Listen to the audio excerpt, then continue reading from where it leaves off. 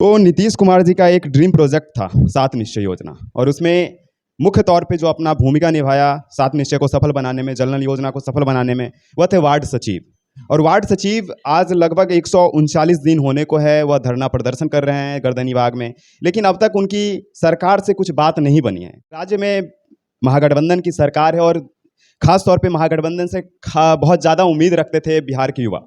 और इन युवाओं में सबसे अगर शुरुआत से बात करें तो एसटीईटी अभ्यर्थी थे, सीटेट अभ्यर्थी थे, जो रोजगार की मांग कर रहे थे, बार बार सड़क पर उतरकर आंदोलन हो, गर्दनीबाग में धरना हो, लेकिन फिर भी सरकार जो है इसको सुनने से नाकार दी। रात्रि प्रहरी थे, जो विद्यालय हाई स्कूल हैं उसमें रात्रि प्रहरी 5,000 पे उनकी बहाली हुई, लेकिन वो भी अभी तक 20-25 महीनों से उनकी वेतन नहीं मिली है। और वो उनकी भी मांग है कि सरकार इस बात को संज्ञान में ले, उनकी वेतन जारी करे, ऑनलाइन मोड में जारी करे, क्योंकि जो 5,000 का ये वेतन है वह ऑनलाइन मोड में नहीं आता है, प्रखंड जिला के तहत होकर आता है। तो इसमें क्या होता है कि इन लोगों को कुछ कमीशन भी देना पड़ता है, तो ये ऑनलाइन मोड में हो, अस्थायी कर दिया जाना चाहिए इनकी मांगे, और वेतन की बढ़ोतरी होनी।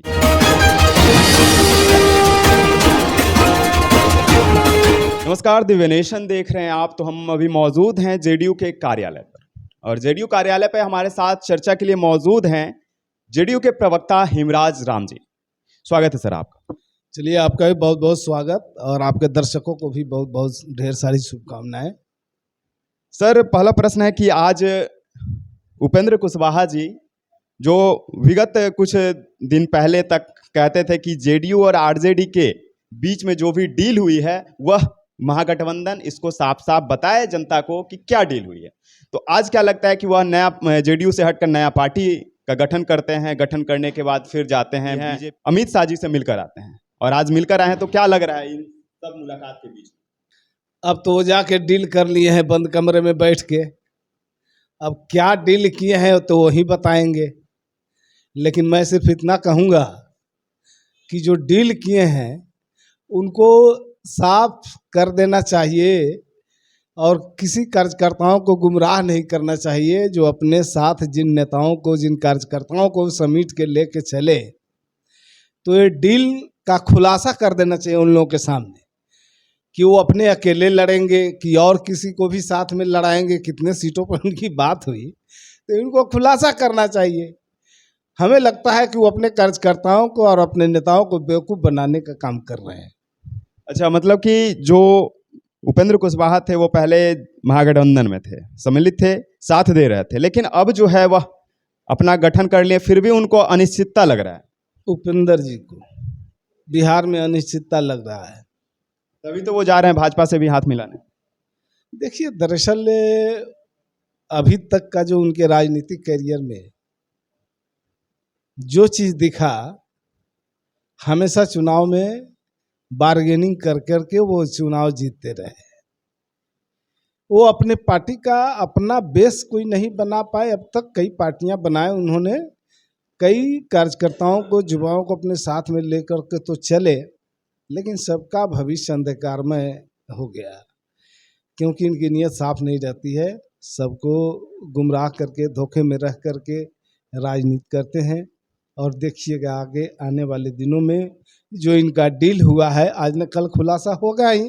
नीतीश कुमार जी को लेकर बात चल रही थी कि वो विपक्ष को एकत्र करने गए हैं, और विपक्ष को एकत्र करके कुछ वार्तालाप हुई है, और आगे आने वाला 2024 के लोकसभा चुनाव में वह प्रधानमंत्री के लिए, तो यह क्या समीकरण बैठा है अब तक? देखिए, सबसे पहले तो मैं ये बता दूं कि हम लोगों के नेता आदरणीय मुख्यमंत्री जी श्री नीतीश कुमार जी कभी नहीं कहते कि हम प्रधानमंत्री के दावेदार हैं। उनका प्रयास यही है कि भाजपा मुक्त भारत बनाने के लिए, और 2024 में भाजपा को गद्दी से उतारने के लिए जो विपक्षी ताकत है, विपक्षी पार्टियां हैं, सबको एकजुट करके एक मंच पर ला करके अपना मुहिम को आगे बढ़ा रहे हैं, और इसमें सफलता मिलती जा रही है। और लगभग हमें लगता है कि अब बहुत ज़्यादा दिनों की देर नहीं है, बस तुरंत इसका साफ साफ चेहरा दिखाई पड़ जाएगा, सब दृश्य सामने आ जाएगा।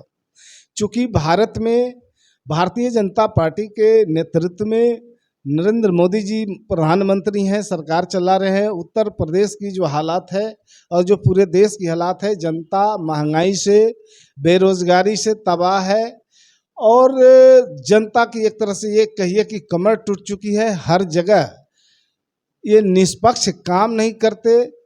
हर समाज के जो दबे समाज है, अल्पसंख्यक समाज है, जो अनुसूचित जाति के लोग हैं, जो पिछड़ा अति पिछड़ा के लोग हैं, सबके ऊपर इनका हमला हुआ है। आपको मालूम होना चाहिए कि अभी इन्होंने बाबू जगजीवन राम छात्रावास योजना थी, उसको इन्होंने ख़त्म कर दिया।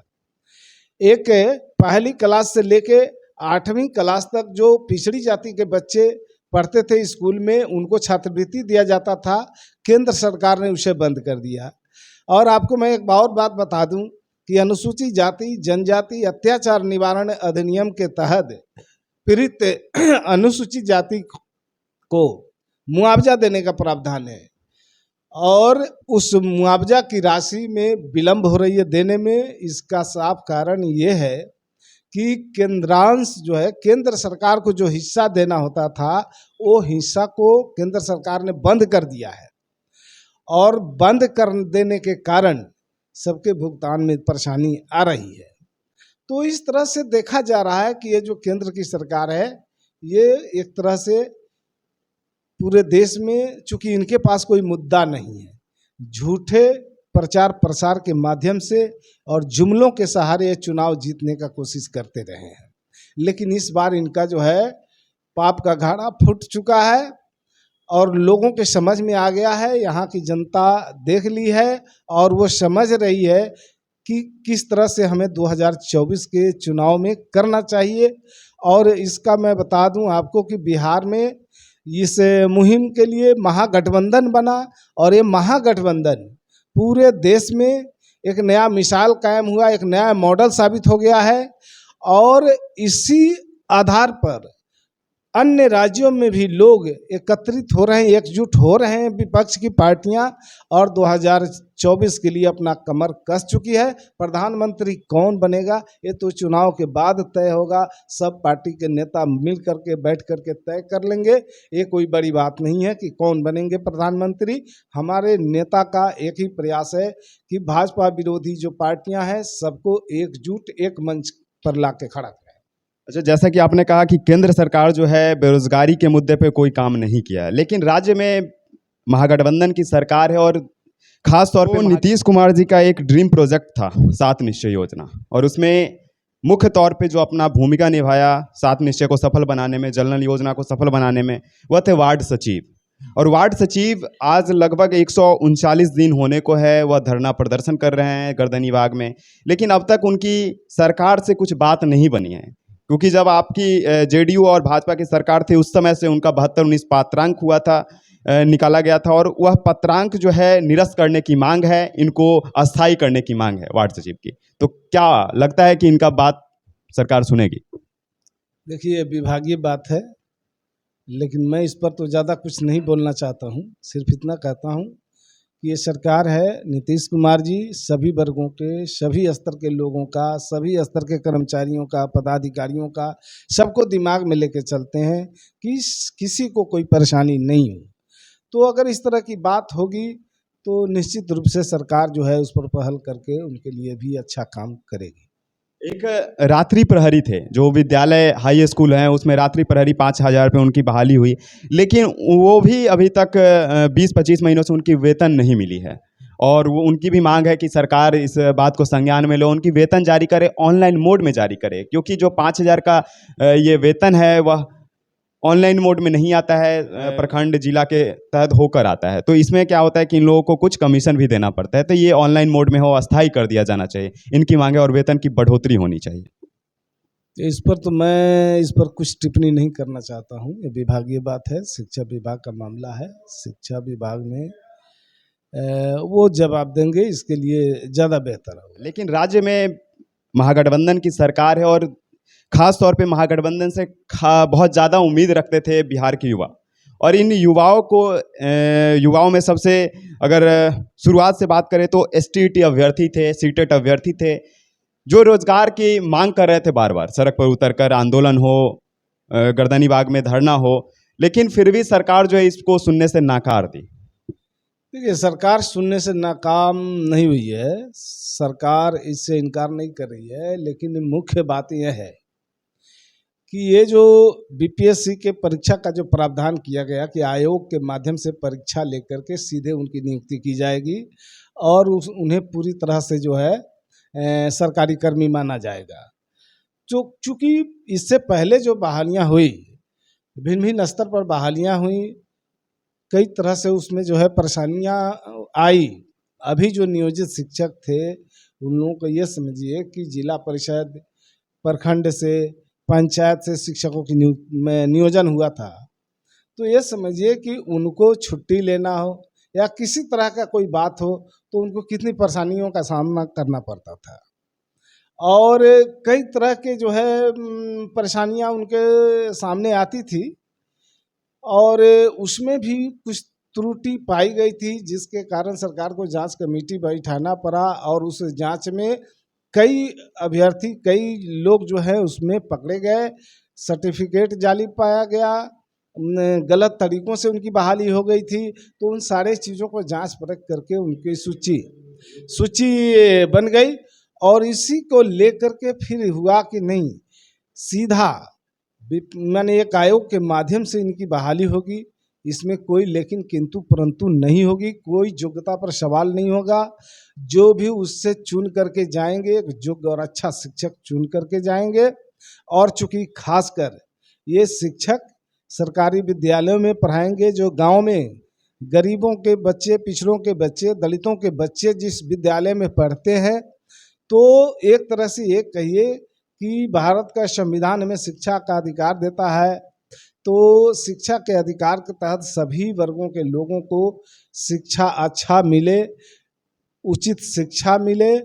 तो इसके लिए इन लोगों को आपत्ति क्या है? ये तो बहुत अच्छा पहल है, सब लोगों ने ही इसकी सराहना की है, इसमें तो हमें नहीं लगता कि किसी को आपत्ति होनी चाहिए। लेकिन एक बात है कि कुछ विपक्षी ताकतें हैं, जो भाजपा जैसी पार्टियां लोगों को तरह तरह के उल्टा पुल्टा समझा करके, गुमराह करके जो है वो कुछ भड़काने की कोशिश किया था उन्होंने जो है लोगों को, लेकिन धीरे धीरे सब लोगों के दिमाग में ये बात समझ में आ गई और सब लोग समझ चुके हैं कि सरकार का एक अच्छा पहल है। और सरकार ने घोषणा भी किया है कि किसी के साथ कोई भेदभाव नहीं होगा, जो पहले से बहाल हैं और जो नए बहाल होंगे, सबके लिए जो है सरकार कैसे उनको सहूलियत मिलेगी, कैसे उनको जो है बढ़ोतरी होगा उनके वेतन में, ये सरकार के नज़र में है। किसी तरह का किसी को कोई जो है जुलूस और आंदोलन करने की नौबत ही नहीं आएगी, क्योंकि सरकार इसके लिए खुद तत्पर है। जुड़े रहने के लिए बहुत बहुत धन्यवाद। Thank you. जो जदयू के प्रवक्ता थे हिमराज जी, उन्होंने बताया कि किस तरह से जो भी प्रश्न आ रहे थे सभी अभ्यर्थियों के तरफ से, एसटीईटी अभ्यर्थियों, सीटेट अभ्यर्थियों, उनके तरफ से जो भी प्रश्न आ रहे थे उसका जवाब दिया है इन्होंने कि जो भी सरकार की तरफ से योजना बनाई गई है वह पारदर्शिता के साथ बहाली की जाएगी।